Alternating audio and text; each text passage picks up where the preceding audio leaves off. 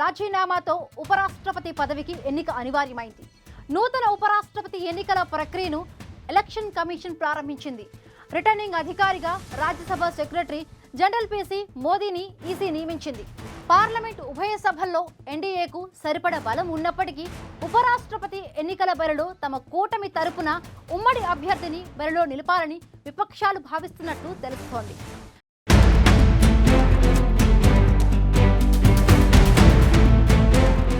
ఉపరాష్ట్రపతి పదవికి జగదీప్ ధన్కడ్ రాజీనామా చేయడం అందరినీ ఆశ్చర్యానికి గురిచేసింది.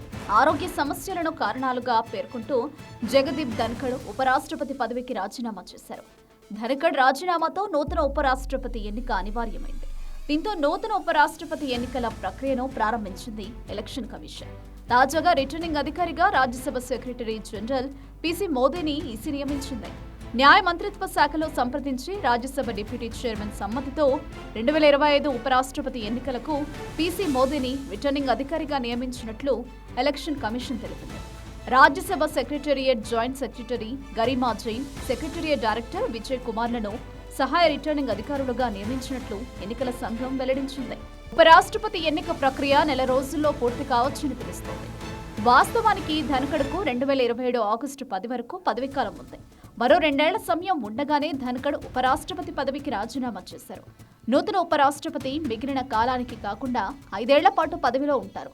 అయితే దేశంలో ఇప్పటి వరకు 16 సార్లు ఉపరాష్ట్రపతి పదవికి ఎన్నిక జరగగా కేవలం 4 సార్లే ఏకగ్రీవమైంది. మిగిలిన 12 సార్లు పోటీ జరిగింది. ఇందులో 2 ఎన్నికల్లో 2 కంటే ఎక్కువ మంది పోటీ చేశారు. 2022లో కాంగ్రెస్ అభ్యర్థి మార్గరెట్ ఆల్వాను ఓడించి జగదీప్ ధన్కడ్ ఉపరాష్ట్రపతి అయ్యారు. అయితే ఈసారి బీజేపీ సీనియర్ నేతనే ఉపరాష్ట్రపతి అభ్యర్థిగా ఎన్డీఏ కూటమి ఖరారు చేస్తుందని తెలుస్తోంది. తొలుత బీహార్ సీఎం నితీష్ కుమార్ తో పాటు మరో 5 పేర్లు వినిపించినప్పటికీ ఇప్పటి వరకు ఎవరి పేరును అధికారికంగా ప్రకటించలేదు.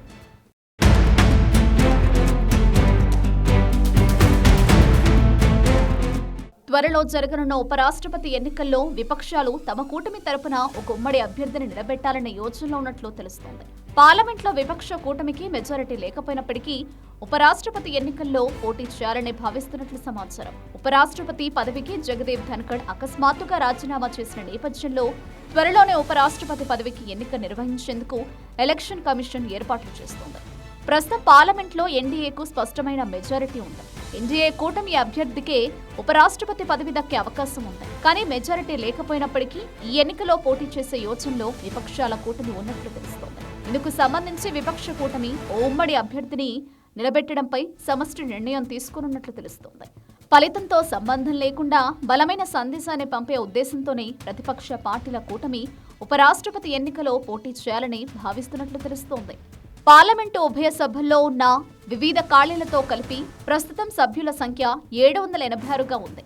ఇందులో ఉపరాష్ట్రపతి ఎన్నికల్లో మెజారిటీ రావడానికి 394 మంది సభ్యుల మద్దతు అవసరం.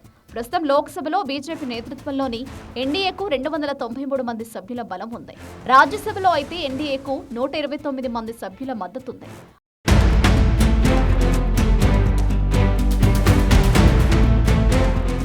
మరోవైపు విపక్ష కూటమికి లోక్సభలో 234 మంది సభ్యులు, రాజ్యసభలో 79 మంది సభ్యుల బలం ఉంది. మొత్తంగా చూసుకుంటే ఉభయ సభల్లో ఎన్డీఏకు 422 మంది, విపక్షానికి 313 మంది అనుకూలంగా ఉన్నారు. ఉపరాష్ట్రపతి ఎన్నికలో ఎన్డీఏ అభ్యర్థి గెలిచే అవకాశం ఉంది. ఉభయ సభల్లో మెజారిటీ లేనప్పటికీ ఉపరాష్ట్రపతి ఎన్నికలో పోటీ చేసేందుకు విపక్ష పార్టీలు సిద్ధమవుతున్నట్లు తెలుస్తోంది. పార్లమెంటు వర్షాకాల సమావేశాల మొదటి రోజే జగదీప్ ధన్కడ్ ఉపరాష్ట్రపతి పదవికి రాజీనామా చేయడంపై విపక్షాలు పలు సందేహాలను వ్యక్తం చేశాయి.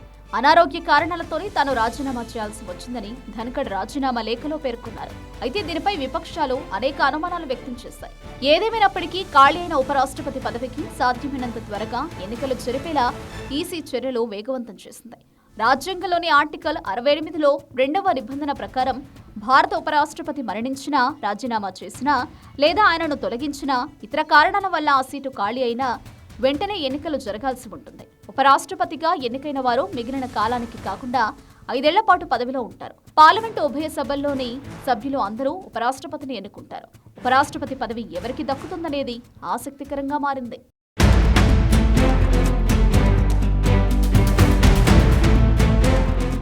నూతన ఉపరాష్ట్రపతి ఎన్నిక ఎన్నికల ప్రక్రియను ఎలక్షన్ కమిషన్ మొదలుపెట్టింది. అయితే ఈసారి ఉపరాష్ట్రపతి ఎన్నిక ఏకగ్రీవం అవుతుందా లేదా అన్నది ఆసక్తికరంగా మారింది. విపక్షాలు తమ కూటమి తరపున ఉమ్మడి అభ్యర్థిని ఉపరాష్ట్రపతి ఎన్నికల బరిలో నిలుపుతాయా లేదా అన్నది చూడాలి.